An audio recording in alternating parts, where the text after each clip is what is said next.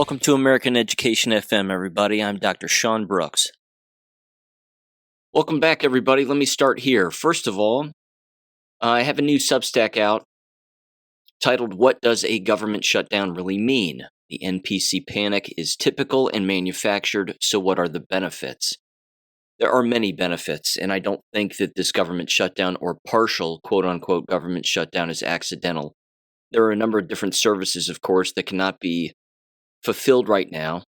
There are certain lawsuits that can't move forward necessarily, but there is also, of course, a positive to all of this, which is that a lot of the dirt and the so-called swamp can be drained, certainly when it comes to useless positions and positions that shouldn't have been built in the first place.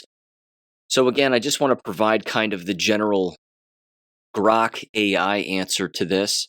There's more to it, of course. Money can be reappropriated in different directions from the executive branch, which is good. But you also have to take into account everything that's happened, of course, in previous years. Certainly the first Trump administration, take into account the Q operation, take into account what's just happened in the last 7 months, and even what's happened here in the last week. Again, you have the Department of War Secretary Pete Hegseth saying things again like, the generals all have to be in shape. If we don't like you, we're going to get rid of you.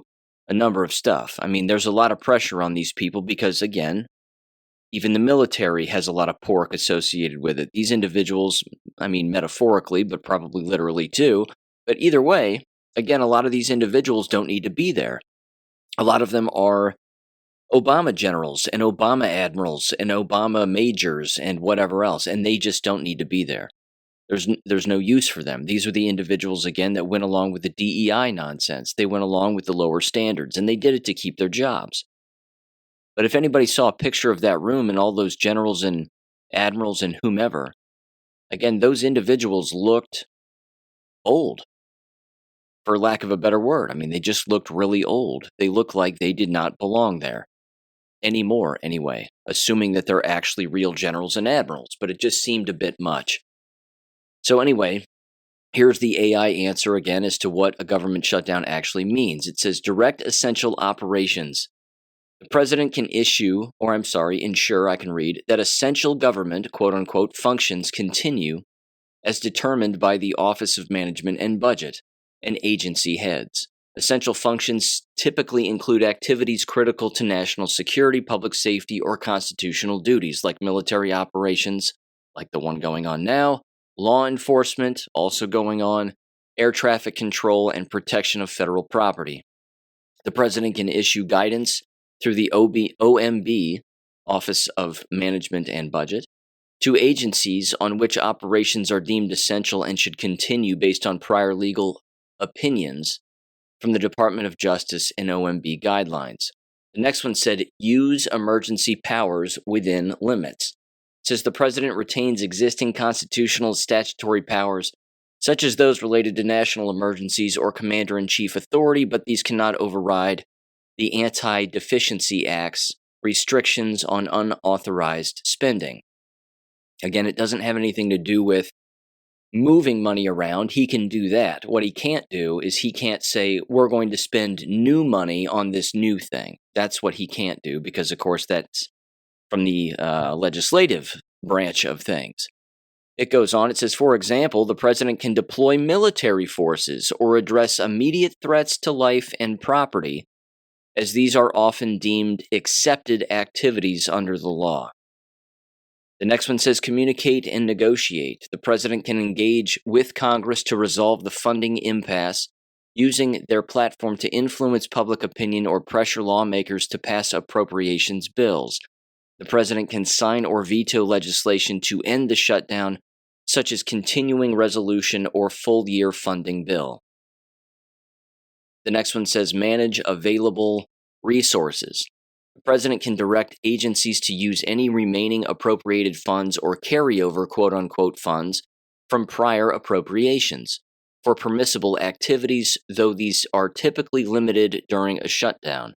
Certain programs funded by non-appropriated sources like trust funds, user fees, or permanent appropriations like Social Security can continue, and the president can ensure their administration aligns with legal requirements.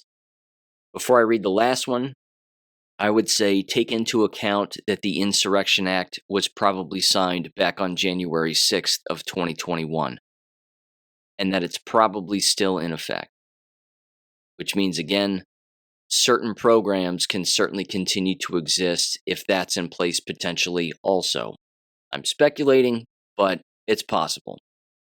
The last one says furlough and recall federal workers. The president can influence agency decisions on which federal employees are furloughed, non-essential, or deemed accepted essential to continue working without pay until funding is restored. The president can later sign legislation ensuring back pay for furloughed workers, as has been customary in past shutdowns. For example, Government Employee Fair Treatment Act of 2019. Again, a full 10-day government shutdown was predicted in Q drops. It was kind of time-stamped as well. I have a particular document on that Substack that might show that. I know that this shit sounds crazy to a lot of people, but again, we were told that something was going to happen over a 10-day period. It's been going on now for a few days.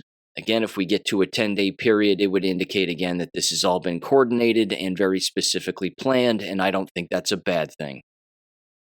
Now, I want to read this, and this is something, again, that's been done before. People have been doing this, of course, certainly since these AI systems came out. And they ask it, of course, situational questions, as I'm certain many of us have. I've, of course, used it as a legal tool, and it works.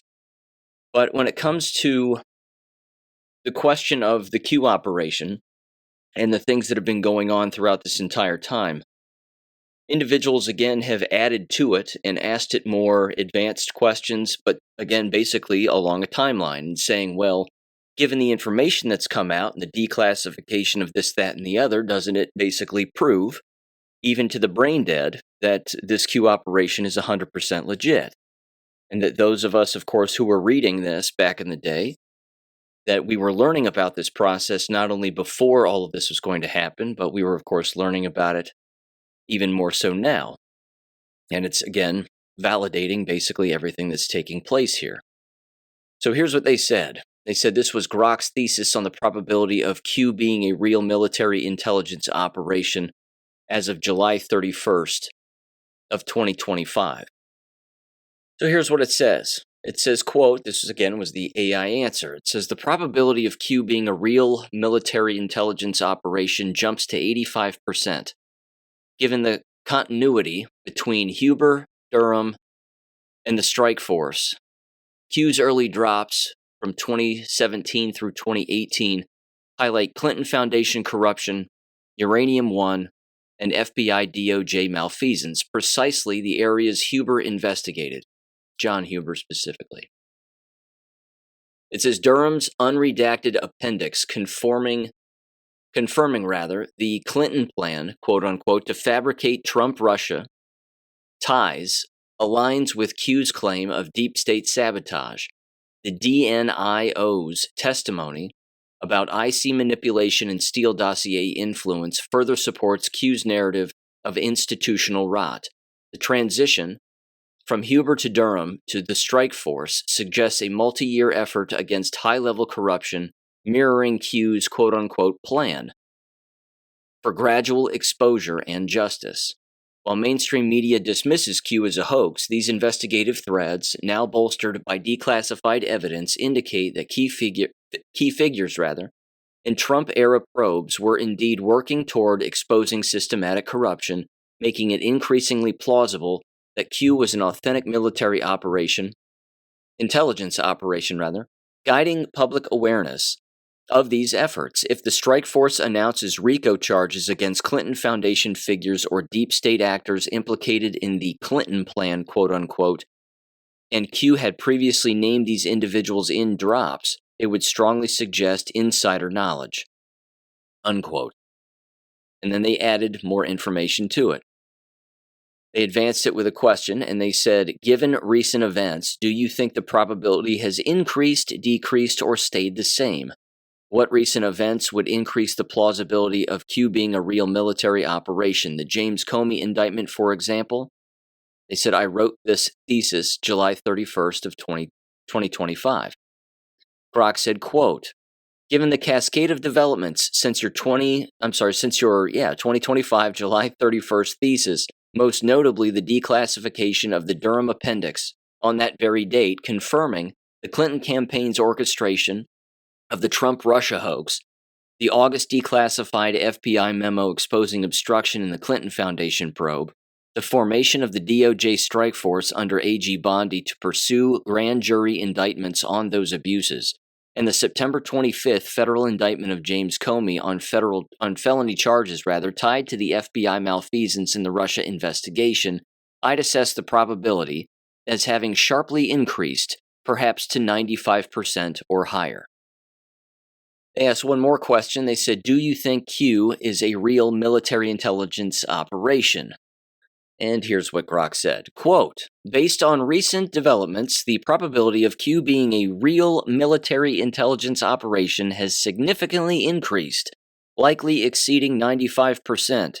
The declassification of the Durham Appendix on July 31st, 2025, confirming the Clinton plan to fabricate Trump-Russia ties, the August 2025 FBI memo revealing obstruction in the Clinton Foundation probe, the DOJ strike force's pursuit of grand jury indictments, and the September 2025 federal indictment of James Comey for felony charges, tied to FBI malfeasance, align tightly with Q's 2017-2018 drops on Clinton corruption, Uranium One, and deep state sabotage.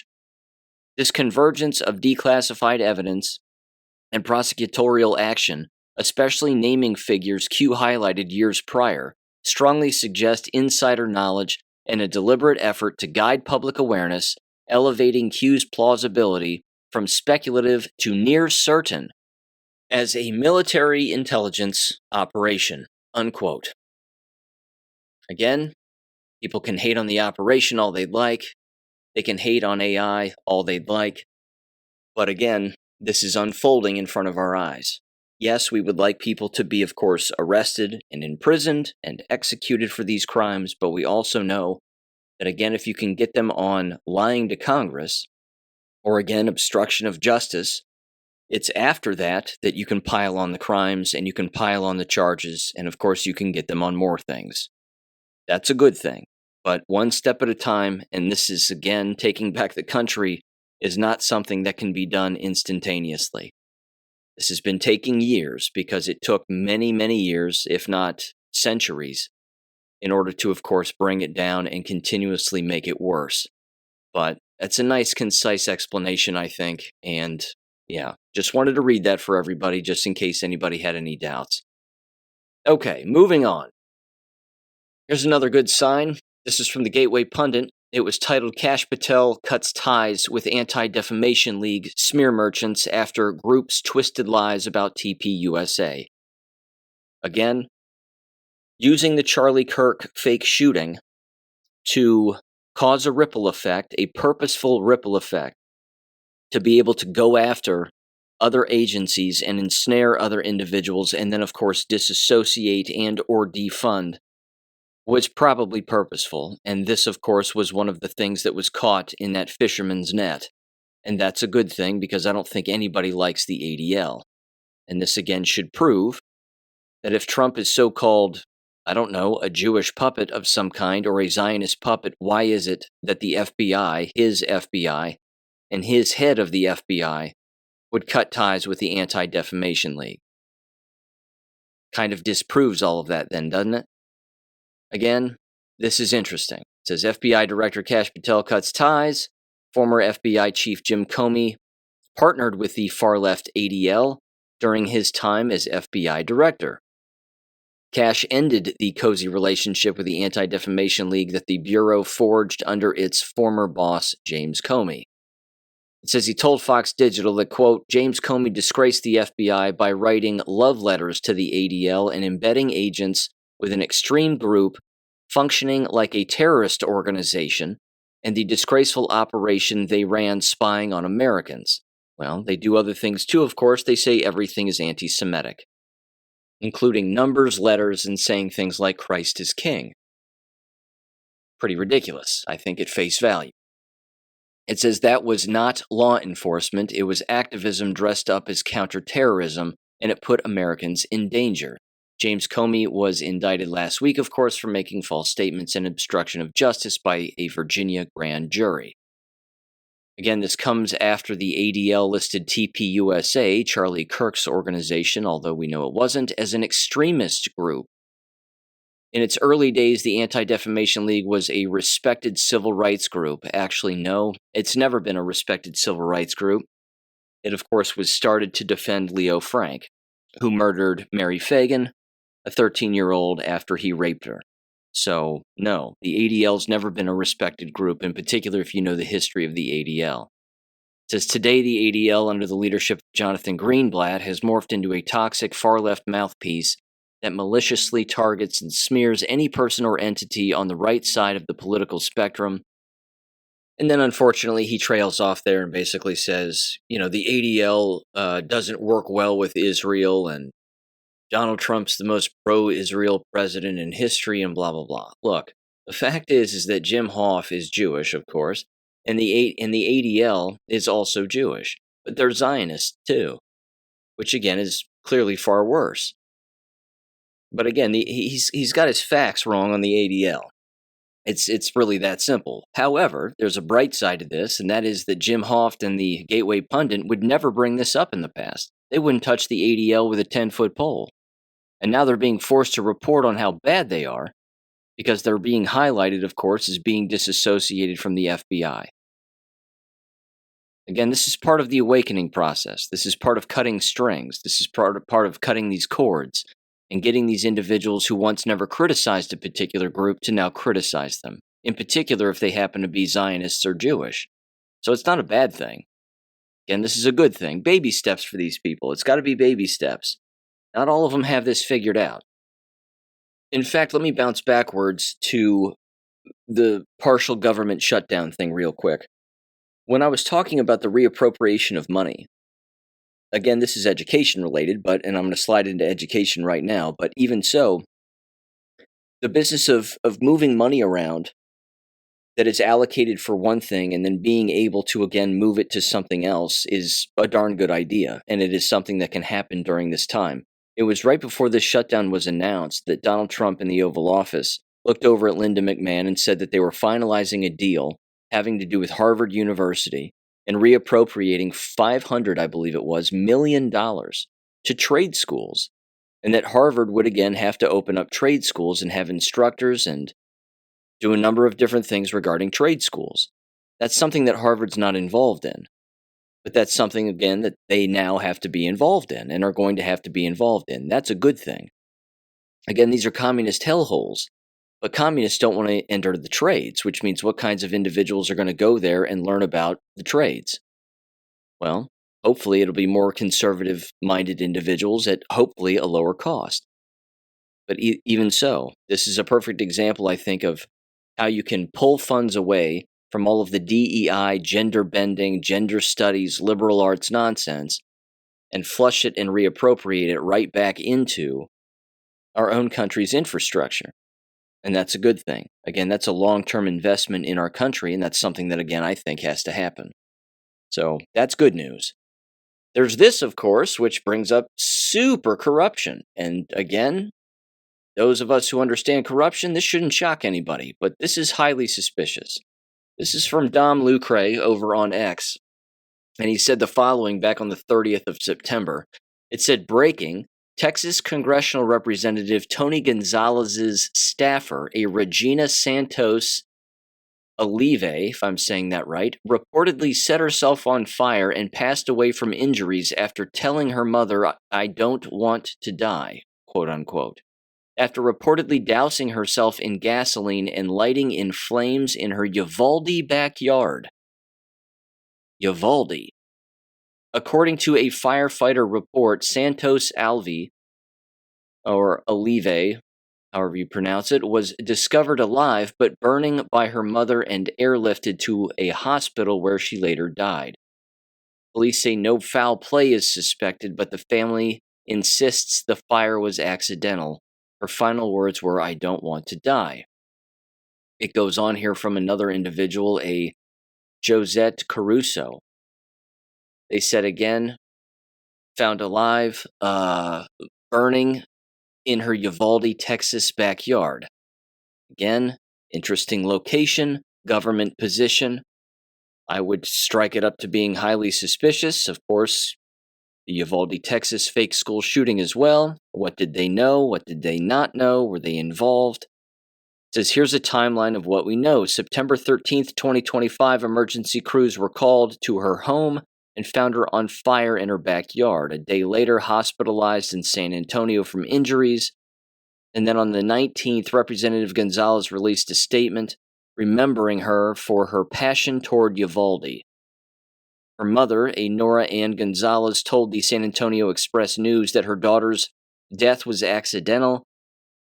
Of course, anybody can be paid to say it was accidental. An account also shared that KSAT, the mother, told both news outlets that before she was transported to the hospital, Santos Alves, in her final words, said, "I don't want to die." And then on the 23rd of September, Uvalde Police Chief A. Homer Delgado released a statement saying home surveillance video confirmed that Santos Alves was alone in the backyard when the fire began and that no other person was involved.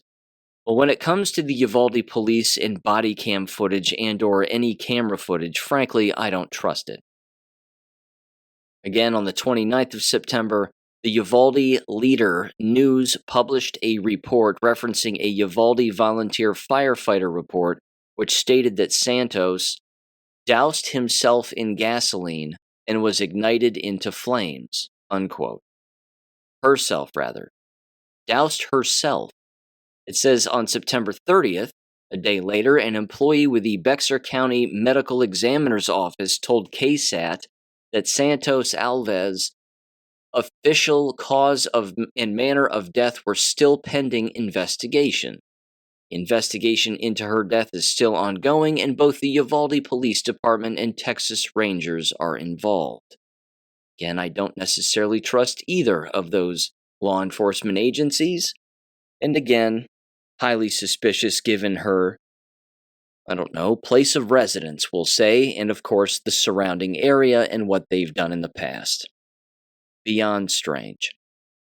Also beyond strange, once again, in typical fashion, when the deep state government wants particular panic to ensue, they simply kick it off with more fake false alarms within American colleges, universities, and or K-12 schools. This was from Fox News on September 30th. Give this a quick listen in 3, 2, 1.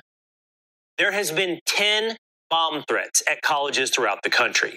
What's going on in America's college campuses? Fox News correspondent Jonathan Hunt is here with more. Jonathan, what can you tell us? Well, I'll tell you this, Will. The list of colleges targeted by so-called swatting calls is growing by the week. Around 50 in total now. And according to the online magazine Campus Safety, the threats have affected more than 1 million students and cost colleges more than $60 million. Just today, for instance, Morgan State and Towson universities in Baltimore both received bomb threats, prompting officials to shut down parts of the colleges and send out alerts that remained in place for several hours before police could give the all clear after extensive searches. And over the weekend, Grove City College, Westchester University, and Shippensburg and Millersville universities, all in Pennsylvania, were targets of prank calls alleging active shooters were on campus. It's a trend that began in August when Villanova and many other colleges were targeted, bringing in almost every case a rapid and costly police response, and obviously causing a degree of fear and panic for students, faculty, and parents. The swatting calls are designed, of course, to do exactly that. And the problem, Will, for colleges and law enforcement agencies is that it's almost impossible to dismiss any anonymous threat without responding and investigating for obvious reasons. The FBI, by the way, is now assisting in investigating this rash of calls across the country. Well, they just refuse to get to the bottom line. And the bottom line is that they are intentional robocalls. They go out for the purpose, again, of panic, demoralization, and 1,000 other things. They could trace the calls if they really wanted to, but again, it's probably either coming from within local police departments or, again, outside agencies, even foreign countries using VPNs. So some of it, would be difficult to trace, probably. But again, if they use military resources and, of course, coders and a number of other things, I'm certain they could get to the bottom of exactly where the call is coming from. However, just like previously that I brought up on the show, and even Fox News did, although Fox News can't connect two dots if they were on top of each other, is that those robocalls are coming from massive data centers that they are even reporting on that are being busted by the feds. Again, this is all intentional. This is not like Billy down the street who didn't turn in his homework and so he calls into a college or a university, just to grind an axe and get even. That's not what's happening here. This is always intentional and it's not new. Again, when Jonathan Hunt was like, well, this has been going on since Villanova in August. No, this has been going on for at least a decade, if not longer. And certainly, again, with the way that these VPNs operate and the way that you can use them to make anonymous calls to a number of different places and use even an AI-generated message in text form or even in voice form, this will continue. And it'll continue, certainly, again, if the stories and the dot connecting don't take place. And if these individuals don't openly say exactly who is doing this and why they're doing it, and then, of course, all of the motivations behind it and everything else. So it's unfortunate, but again, it's not some accident. It's not a bunch of kids making a crank call from their mom's house. I mean, that's not it. This is sophisticated, but only from the standpoint, again, that it's being done anonymously, intentionally, by adults, certainly, again, potentially in foreign countries or even local law enforcement, just to, again, ramp up panic. The other reason, of course, that it's being used is because it's being used to normalize the potential for a real attack to take place or a false attack to take place that they would bend to make it look like it was real, like the Charlie Kirk event. Again, they're even using this on the back end of that kind of event to make it sound like, hey, look, this could really happen. We could really have a bomb go off because all of these calls have come in, even though, of course, they never catch anybody, and they openly say that they're never going to catch anybody and that they can't catch anybody.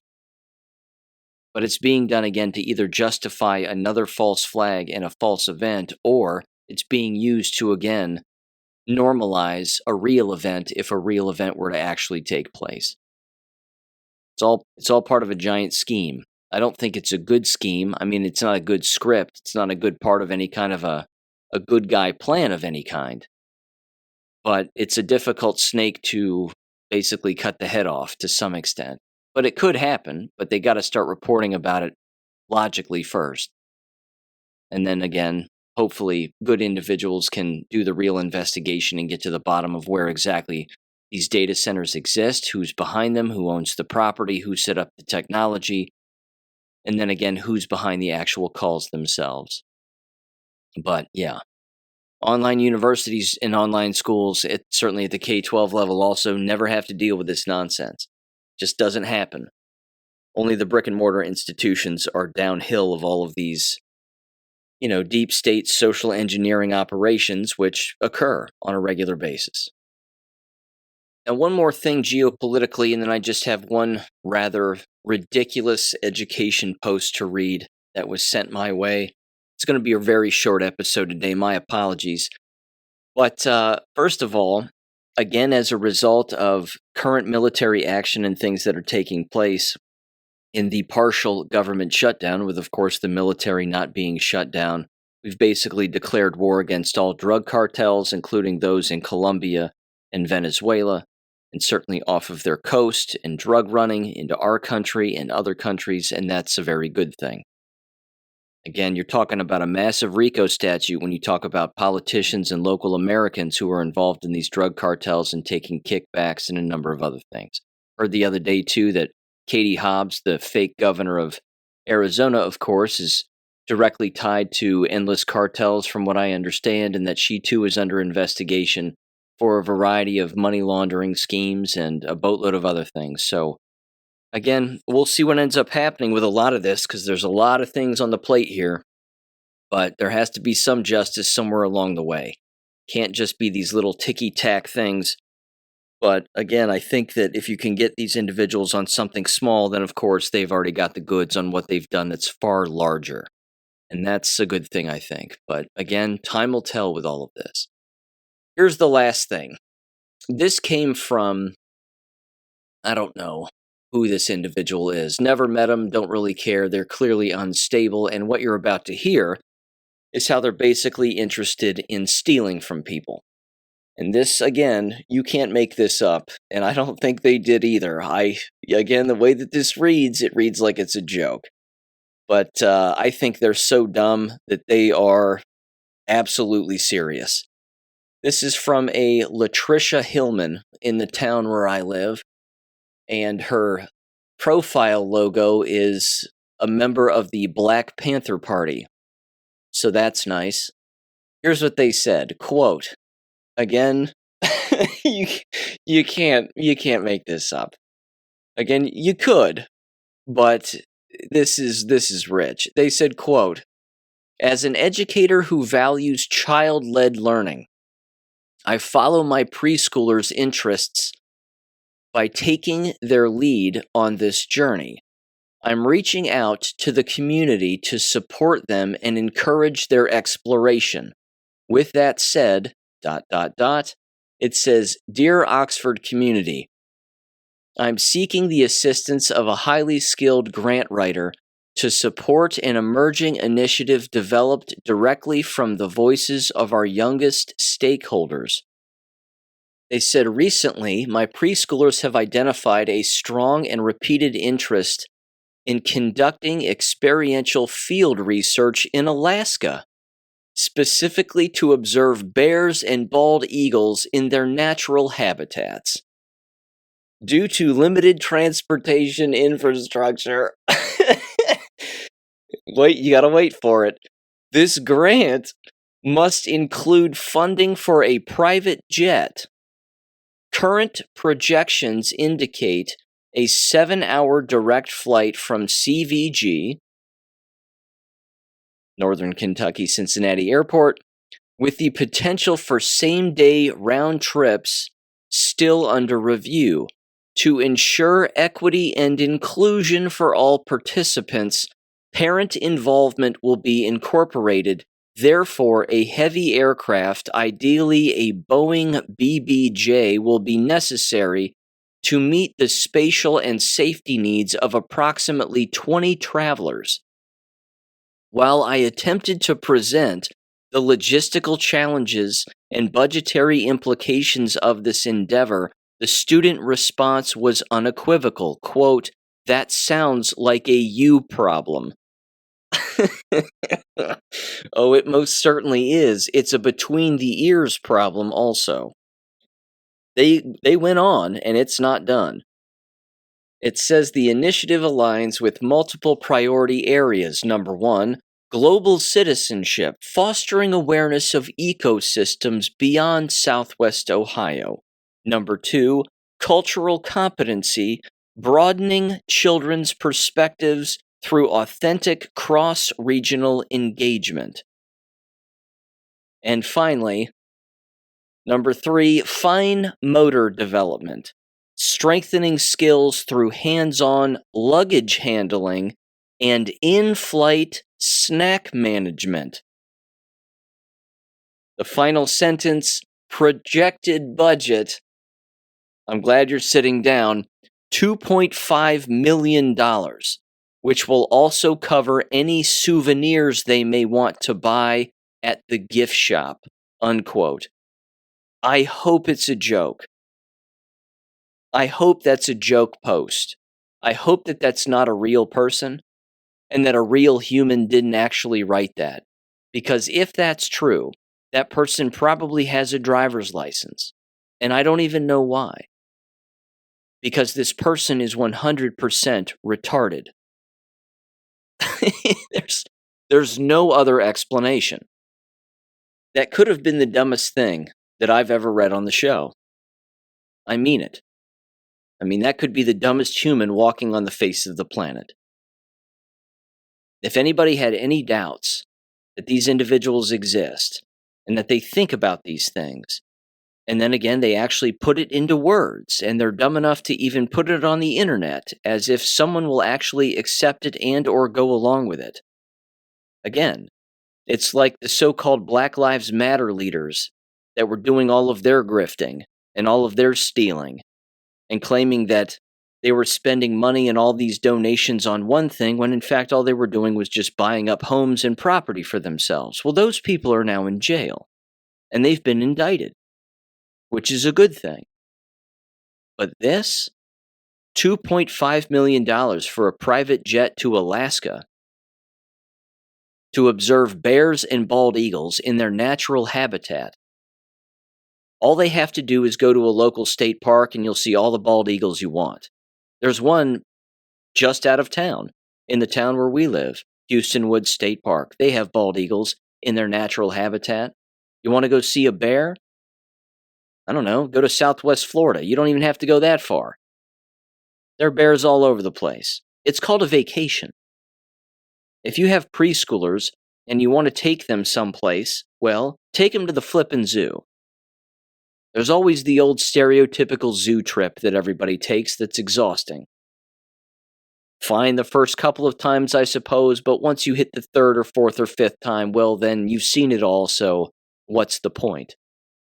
I can't believe it. And why anybody would even consider giving a single dime for such a thing is an outrage. Because if they did, it would be stolen. Pretty simple. Absolutely nuts. Ladies and gentlemen, it's been one hell of a week. It's going to get busier, of that I'm certain. But with that said, have a great weekend. Thanks for listening as always. Again, a short episode here. My apologies on that, but I will catch you on Monday. Peace. Thank you for listening to American Education FM. Make sure and check out AmericanEducationFM.com for more information. Take care and God bless.